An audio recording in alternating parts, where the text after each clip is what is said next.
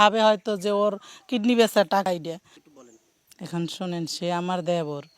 এখন ওর সম্পর্কে বলতে হলে এখন যে মানে যে অবস্থা ওর নাম নিয়ে ওর কাজ নিয়ে, আসলে আমরা বললে তো সেটা আপনারা এখন বিশ্বাস করবেন না। কারণ বলবেন যে ওরা তো রক্তের জন, ওরা তো তার ভালো বলবেই, এইটাই বলবেন আপনারা। কারণ এখন যে অবস্থা আমার দেওর দাঁড়িয়ে আছে তার মুখের দিকে আমরা তাকাইতে পারতেছি না। আমরা অবিরত তার জন্য চোখের জল ফেলাইতেছি। যে কষ্ট করে ও আজকে এই স্থানে দাঁড়িয়েছে, আমরা আসলে মুখের ভাষা ব্যক্ত করতে পারছি না যে ও কীভাবে, ও যে পাগল হয়ে যায় না এখনও, এটাই আমরা আর কি ঈশ্বরের কাছে প্রার্থনা করতেছি। জানো, ওকে আরও ধৈর্য দেয়, আরও শক্তি দেয়, ও যেন সত্যিকারেই সত্যিকারের সফলতার মুখ দেখতে পারে। আর সবাই যেন আমরা দেখতে পারি ওর ভিতরে আসলে কি মায়া মমতার শরীর। এইটা আসলে এই যে যারা এটা বের করছে এটা আসলে জানে না। কারণ বাস্তবতা, আমার দুইটা ছেলে মেয়ে ওই মিল্টনের কোলে পিঠে মানুষ। আর এখনও সেই আমার ছেলে আইপাস করছে, এই ওকে নিয়ে গেছে ওর কাছে। কয়, বৌদি তুমি আমার কাছে ওরে দাও, ও বাড়ি থাকলে দুষ্টামি করবে, কাজ করবে না, গালাগালি করবে, মারামারি করবে, তার চেয়ে আমি আমার কাছে রাখি। ওইখানে ওই বৃদ্ধ বাবা মা পালতে পালতে ওর মনের মধ্যে মানে ধৈর্য সহ্য আসুক, এর জন্য আমার ছেলেরে ও নিয়ে গেছে। ওই যে ওই বেরির দুটো ছেলে ওর কাছে আছে, এই গ্রামের অনেকেই আছে ওর কাছে। আর এই যে সবাই এই বিল্ডিংটা ছবি তোলে, ভাবে হয়তো যে ওর কিডনি বেচার টাকা আইডিয়া। আসলে কিন্তু না, এটা আমার জ্যাঠামশার মামা বাড়ির সম্পত্তি বেচা টাকা। আমার জ্যাঠা জীবিত থাকতে বলছে যে বাবা, এই তোরা দুই ভাই, আমি তো সবাই এই গ্রামে বিল্ডিং উঠায় করে, তোদের তো সেই সম্পদ নাই, তাহলে আমার এই মামা বাড়ির জায়গা বেচকে এই একটু বিল্ডিং উঠে আমি একটু দেখে যাই। সেই বিল্ডিং উঠেছে। আর সবাই তো এইটার তুলতেছে, ভাবতেছে আমার ভাইয়ের সেই অপকর্মের টাকা। আসলে কিন্তু আমার ভাইয়ের এখানে কোনো টাকা নাই, আমার জ্যাঠামশার মামাবাড়ির সম্পত্তি বেচা টাকা। আচ্ছা, ছোটকাল থেকে মিল্টন আসলে কেমন ছিল, আপনি মিল্টন একটু রাগী, কিন্তু ওর বোঝেন তো, রাগী মানুষের কিন্তু ভালোবাসাটা বেশি থাকে। যে এই জিনিসটা বোঝে যে রাগী মানুষের ভালোবাসাটা বেশি থাকে ওর সব সময়। আর এই যে যে গুজব উঠাইছে, আমি শুনছি এদিকের একটা ছেলে বলছে যে ওরে মার্গে দর্গে বাড়িতে ওর বাবারে মারছে, মার্গে দর্গে বাড়িতে বাইর করে দিছে। আসলে এগুলো কিচ্ছুই না।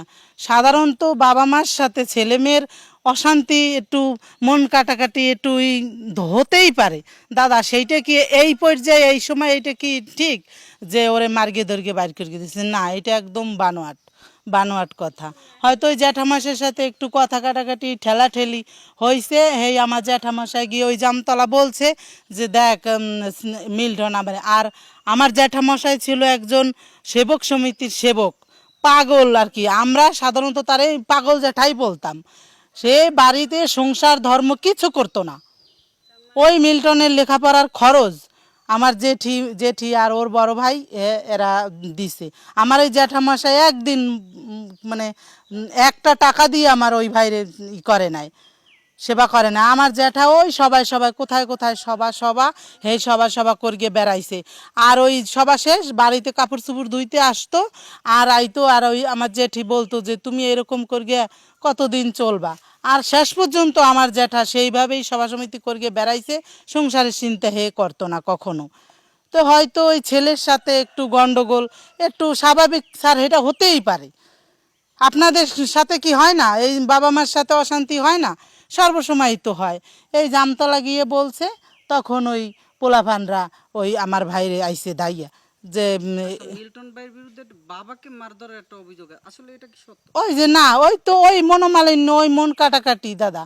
তারপরে ওই জামতলার তো ওই যে আমার জ্যাঠামশাই বলছে যে দেখ এরকম মিল্টন আমার সাথে গালাগালি করছে এই অন্য বিষয় লইয়ে, সংসারের বিষয় লইয়ে। তখন ওই পোলাফান আইছে, এই তুই এরকম তোর বাবারে গালিগালাজ করস, করস। এখন কয় কি, এটা তো আমার বাবার সাথে এটা স্বাভাবিক হতেই পারে। আচ্ছা, মিল্টনেরা কয় ভাই বোন? দুই ভাই। দুই ভাই। বড় ভাই থাকে কোথায়? বড় ভাই ঢাকায় থাকে। আচ্ছা, এখন মিল্টনের বিরুদ্ধে যে বর্তমান সময়ে একটা অভিযোগ উঠছে যে আসলে সে নাকি মানুষের অঙ্গ প্রত্যঙ্গ কেটে আর কি বিক্রি করে, আসলে এই বিষয়টা আপনারা আসলে কেমন দেখছেন আর কি?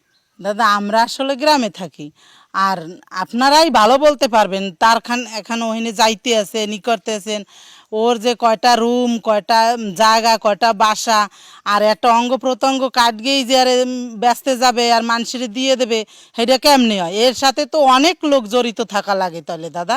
আর একটা এই যে আমার সাধারণত 2-3টা অপারেশন হয়েছে, আমি বুঝি যে একটা অপারেশনের রুমে কতগুলা দরকার, যন্ত্রপাতির দরকার। তো ওর ওইখানে ওইগুলো আছে না নাই, তাহলে তো এটা আপনারা ভালো জানবেন। আমি তো আর যাই নাই যে আমি জানবো। আমি আজকে ও তখন মনে হয় 8-9-এ পড়ে। আমার 2001 সালে বিয়ে হয়েছে। 2001 সালে আমার হয়তো হয়তো এটা মনে নাই। তবে ও খুব সটকে মন, খুব মানে আর গুড়েগাড়ার সাথে খুব মেলতে পারতো। আর সবাই এই আমার শাশুড়িরও এই অসুস্থ দেখে ও নিয়ে গেছিল যে কাকিমা তুমি চলো আমার সাথে, আমি তোমারে সুস্থ করিয়ে দেবো। তো ওর যে আসলেই একটা ওর ভিতর যে একটা মায়া মমতা আছে দাদা, এটা আসলে ওর কাছে থাকলে বুঝতে পারবেন। তারপরে এই যে ও যে এই অঙ্গ প্রত্যঙ্গ বিক্রি করে, এইটা কেমনে করে? ওই যে আমরা ভিডিওতে দেখি, এই ঘটনার আগেও তো আমরা সবসময় দেখছি, লাইভগুলো দেখছি, ওই একজনের হাত নাই, একজনের পাও নাই, আর পচা বড় বড় পোকগুলোও বাইর করে। তারপরে এই যে আমার অপারেশন হয়েছে, আমি ঢাকাতে করে গিয়ে আমি সিলেটে অপারেশন করাইছি, তারপরে আর ওইখানে গেছি। এক মহিলার যাই দিয়ে এর এই জায়গা মাথার উপরে ব্যান্ডেজ করা। আর আমি কই বেডি ওনার ওইনে উনি হে দৌড়েই বেড়াইতেছে, সবাই লগে কথা কইতে পেরেছে, এইটুকু একটা মহিলা। আর আমি কই বেডি ওনার মাথার উপরে কি হয়েছে, ওরকম ব্যান্ডেজ করে থইছস? কয় বৌদি ওই ওর কথা তুমি শুনতে চাইও না, হলে তুমি ভয় পাবা। আচ্ছা, এখন মিল্টনের বিরুদ্ধে যে এইসব অভিযোগ আসলে এগুলো কি পরিকল্পিত বা না না তাকে ফাঁসানোর জন্য আর কি করা? স্যার একদম ফাঁসানোর জন্য। কারণ ও ও যে মানে যতটুক মানুষ, ও ছোট্ট মানুষ, আর ওই ছোট্ট মাথায় ও যে এত কিছু করকে ফেলাইতেছে, ওই যে সাভারে 6.5 তলা বিল্ডিং করছে, এটা অনেকের সহ্য হচ্ছে না, সহ্য হচ্ছে না বিধায় এই আজকে এই